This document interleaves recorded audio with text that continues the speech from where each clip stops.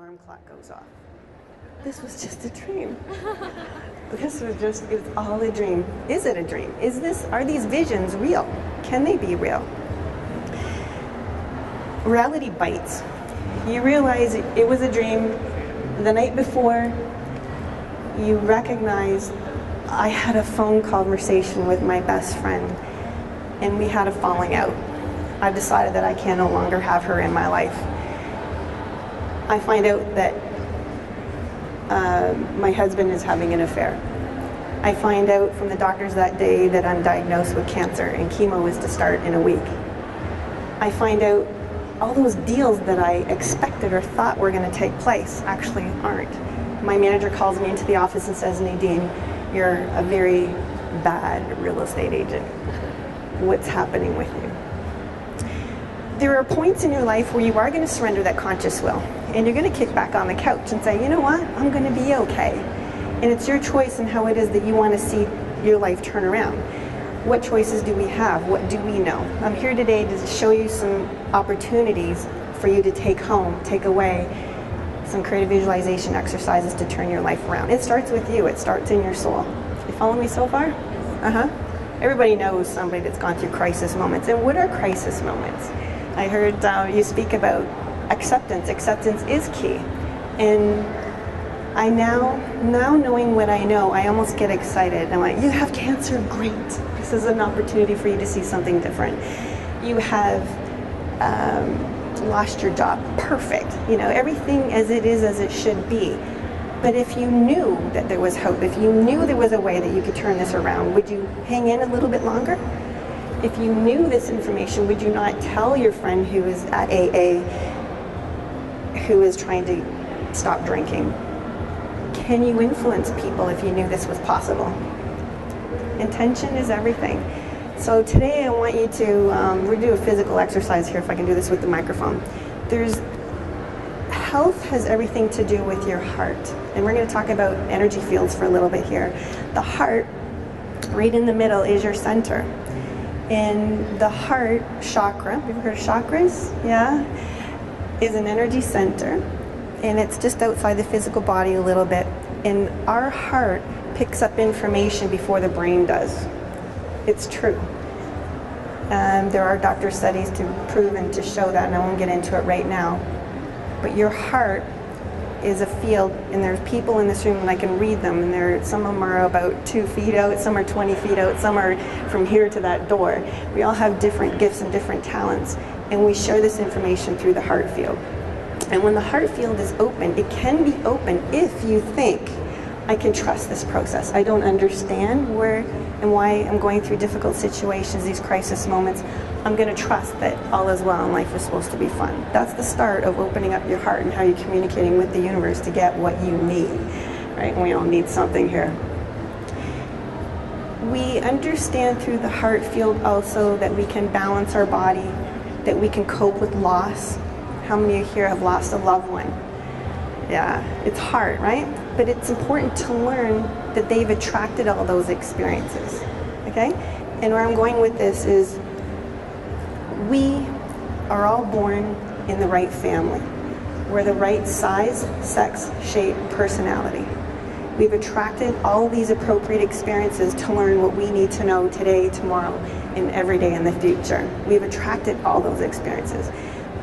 To me, in my world, there's no such thing as a victim or a persecutor, a prosecutor. You can choose to say no and I love you and remove yourself from those situations that have caused you to hold anger in your heart. When you hold anger in your heart, this chakra shuts, okay?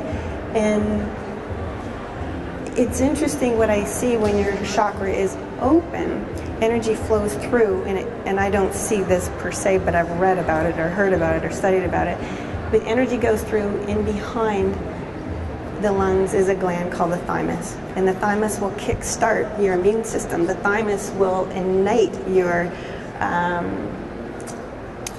endocrine system, lymphatic system, blood pressure. Your blood pressure will go down. So shouldn't we all be open to new opportunities and circumstances to learn, knowing that nothing ever stays the same? We're all evolving. right? The earth is spinning. There's a lot of tornadoes, a lot of earthquakes, and what we do know is there are studies to say that we are 70% or 80% water, and we're conduits for energy, thought, form, feeling, and emotion, okay?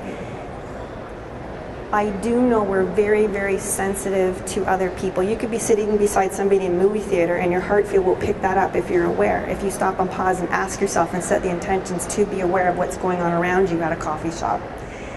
Your body might know. Your body might say, I don't want to be here, guys. Let's get out of here, you know. Let's go to the other Starbucks down the corner.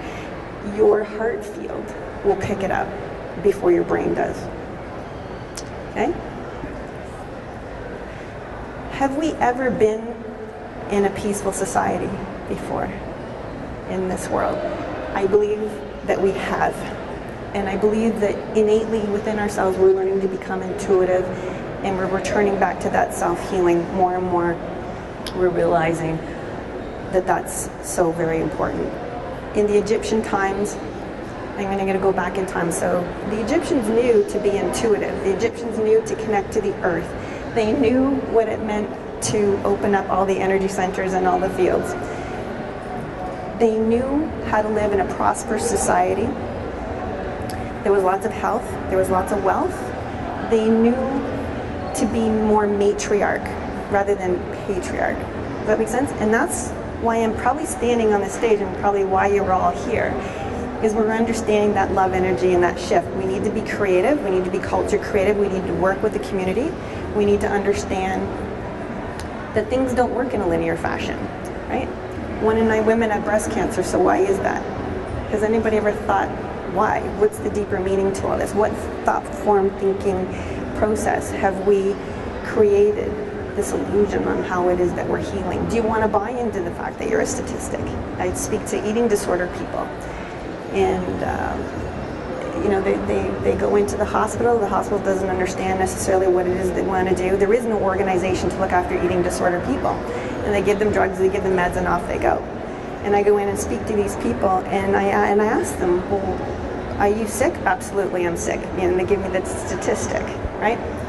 2% of all eating disorder people are males. They know the statistics. I'm going, this is an exciting opportunity for you to see something new and see something different if you can only hang in there a little bit longer, right? Coaches are very good for that. Verbal speaking is very good for that. Reiki and hands-on healing in hospitals is very, very good. It's a form of connecting you to source energy. And that's why we're sick. We're all disconnected. We stop believing in ourselves because we bought into something else about image, about media, that we didn't deserve to heal. We're hearing from our friends or our parents or other teachers. We're deciding to absorb thought form intention that isn't even true to your path. But we stopped and paused and thought, that hurts, or that's really difficult. Why are you saying that to me? Knowing that there's a good reason why it is that they're saying this. Does this make sense to you? So if you stop and pause and be grateful for all the opportunities and went, thank you, that really hurt, but I'm gonna, you know, reflect on this 20 minutes before I go to sleep at night and reconcile that with my soul. So I'm here to tell you that the best form of healing is reflecting, seeing subtle psychic awarenesses of ourselves and others through other people. That is the best form of healing, better than meditation. It's very, very powerful. It's very, very enlightening. And you start opening your energy centers. You start believing in yourself, right? So the first thing that we do is we attract craziness in our life, purposefully, to wake up to see something new. Then what happens, we're still trying to get rid of ego, and we go down chapters, aisle 6. And we look for those books. We're frantically looking for books. We're reading books and books and books. That's still ego. Right? It's still, you're still not stopping and pausing, reflecting subtle psychic awarenesses of ourselves and others. Okay? I hope that everybody's reflecting on me right now. And what is she saying? How does she know this? I have no medical background. Fortunate I gave birth to a son, 2 sons who were very intuitive, and I just knew to stop and pause and listen to them. I got sick. I had a divorce. I've had death in my family. I have had job loss. I've had it all.